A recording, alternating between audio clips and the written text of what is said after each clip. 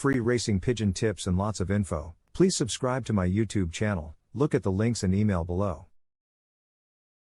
System 1 with distance in mind. This is a method I've used many times, but first and foremost you must have the right birds for the kind of racing you intend to participate in. For instance, if you have 4 good hens, all bred for distance racing, if you have, then it's quite simple really. You keep the 4 hens celibate, that is spare, and you keep them in a loft on their own, preferably on poles with a wire floor to the loft. If you don't have such a place, then the young bird loft will do. Let them out for exercise with the young birds, and feed just the same. When racing comes along, you always make sure that you have cocks to cover the hens, and on race days let the hens have their freedom with the cocks for a couple of hours after each race, a form of widowhood if you like.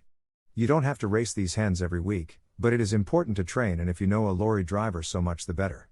The direction is not so important, possibly 70 to 80 miles twice per week single up is all they will need, back to their own little loft, but show no cocks.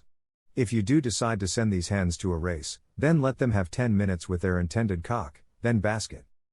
Now this is where we have to put this system into action.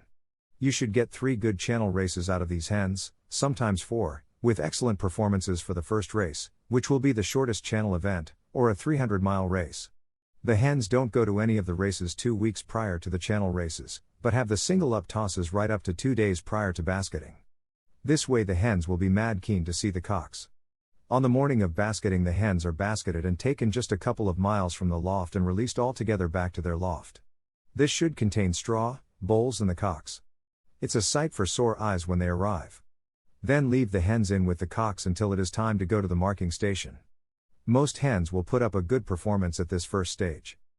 When the first race is over, the hens are allowed to stop with the cocks and go down on their first pair of eggs of the season, or even better, of their lives. If you are lucky, the hens should lay their second egg a day or 2 before basketing for the second channel event.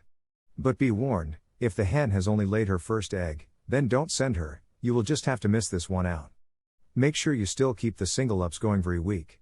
If the hen misses out on the second channel event, then you may, if you wish, give her an inland race. So now we have a hen going to her second channel race, and she has only laid 1 pair of eggs. It is important that while the hen is away at the race point, you take the cocks left at home out of the loft when it is not his turn to sit the eggs, and when you put him back on the eggs, make sure they have been kept warm by another pair of birds.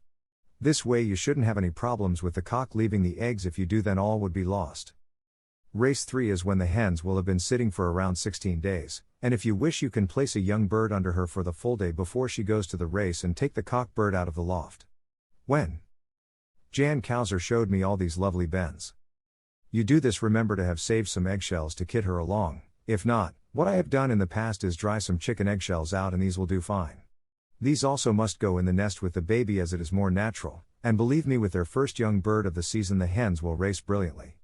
Remember to undersit the eggs, as these will most likely have hatched out by the time the hen gets back. Fourth race, you now have the hens on their first young bird of the season.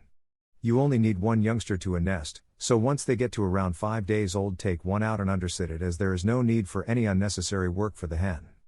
If the youngster gets too big, then replace it with a smaller one. The hens by this time should be at their peak, providing you have kept them in training. If you can't get the single up training spins, then you must flag the hens 1 hour in the morning and 1 hour in the afternoon, right up to 2 days before basketing for the race. Try and let the cock do most of the feeding. I used to hand feed the young birds myself so that it doesn't take too much out of the hens. Soaked beans are ideal, and this system has been proven many times, not just by me but also by many of my friends. I must mention that while the birds are celibate in the early part of the season, I think it is best to keep them in a darkened loft to make them think it is still winter time. Let's say the loft is in complete darkness from 5 p.m. or 6 p.m. until 8 a.m. or 9 a.m. the next day, then when you do pair them up, it's like spring to them and they come alive.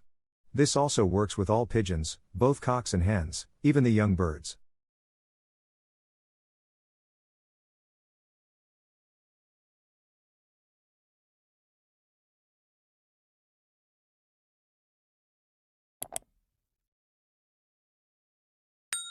Free racing pigeon tips and lots of info. Please subscribe to my YouTube channel, look at the links and email below.